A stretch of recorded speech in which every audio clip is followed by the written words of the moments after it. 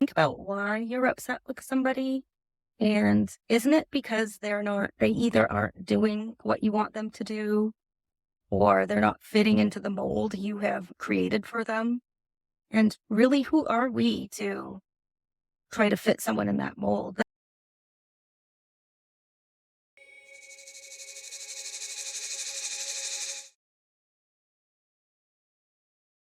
No one is strong who has an enemy, and no one can attack unless he thinks he has. I'm just reading that quote out of the chapter I'm on in A Course in Miracles, which is titled The War Against Yourself. And I just found that to be interesting, and I wanted to think about it a little bit because I think we are kind of at war against ourselves in a way. Like, we're definitely at war against our beliefs. So I just want you to take a moment and think about someone you're upset with, someone you're feeling anger towards, or frustration or resentment. The first person that comes to mind. And if you think about why you're angry a lot of the times, it's because of a belief you hold in your mind that that person is not doing what you want them to do. You're not really thinking about what they want to do. What you're thinking about, to me, if I think about people I get upset with, it's because they're not doing what I think they should be doing. And I fail to recognize it's not all about me. I'm not them. I don't have their thoughts. I don't have their beliefs. So me getting angry at another person because they're not thinking the way I do, who am I to say who's right or wrong? I have some firm beliefs, and I mean, we all know right from wrong. There are certain things people do that are just not acceptable, and I get that. But I'm not talking about people who commit murder or abuse or anything like that. I'm talking about people who make decisions that you don't agree on. So what comes to mind for me, let's say medical providers who are not responsive, or, in my opinion, are not doing the job they should be doing. And it frustrates me.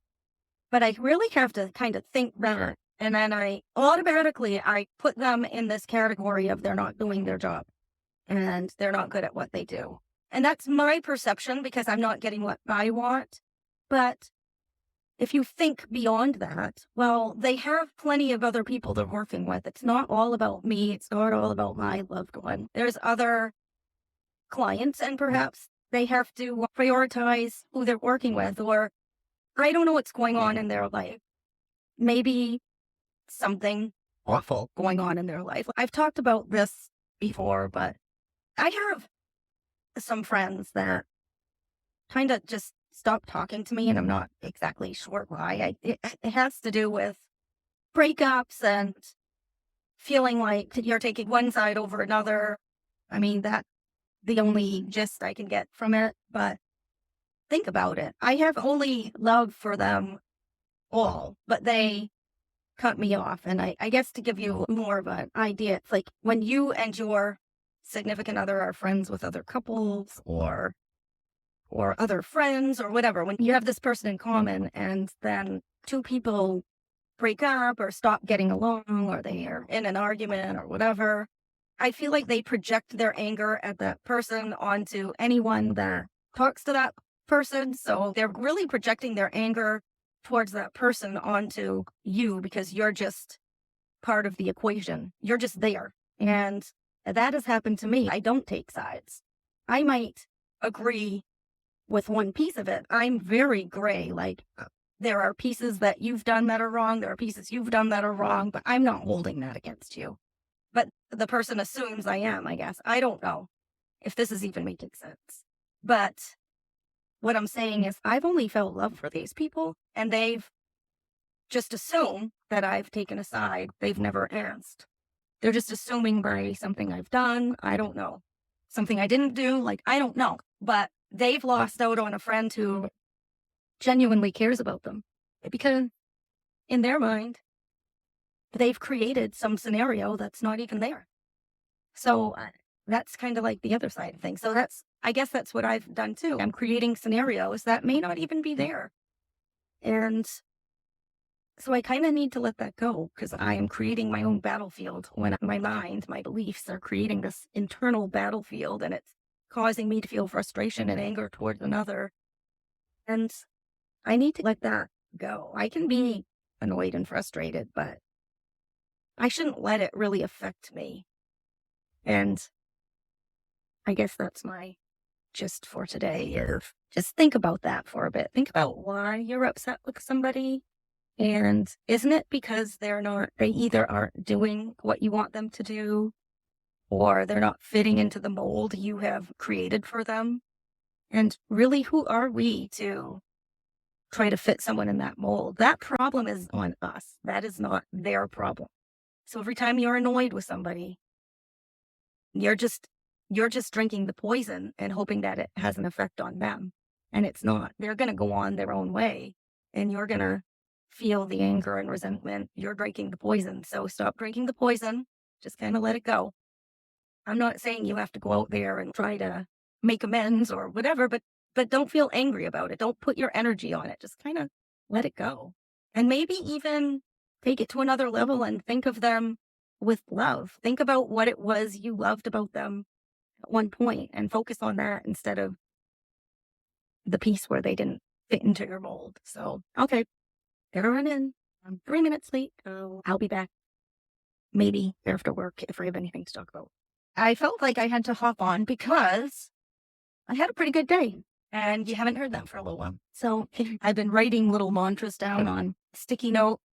And I know I said earlier on the other side of the sticky note was the mantra, what was be thankful for all that God has given me. And some people don't like it when you talk about God on here or whatever, but that's what I had for a mantra.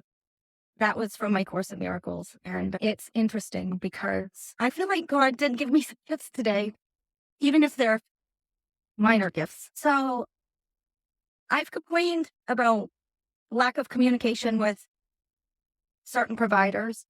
And I had 3 providers reach out to me. Remember, I said I was going to give up. I was going to surrender to the universe and stop trying so hard. And once I did that, things started falling into place. And that's no joke. So, coincidence? I don't know. But every time something good happened, I said my little mantra, thank you, God, for the gifts you've given me. And I went for a walk with my coworker, and she told me about a job opening that she saw that is remote.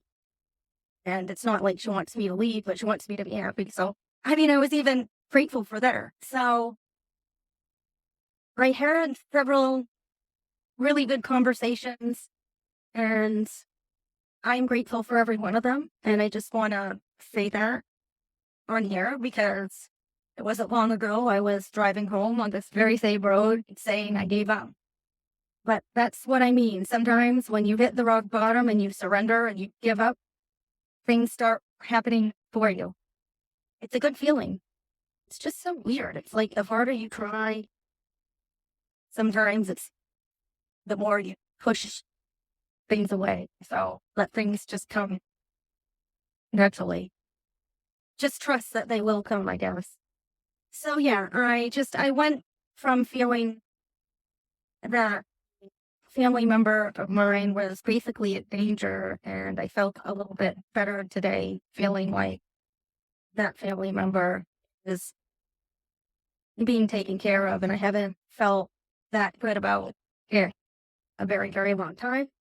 So it takes a very big weight off my shoulders, of course.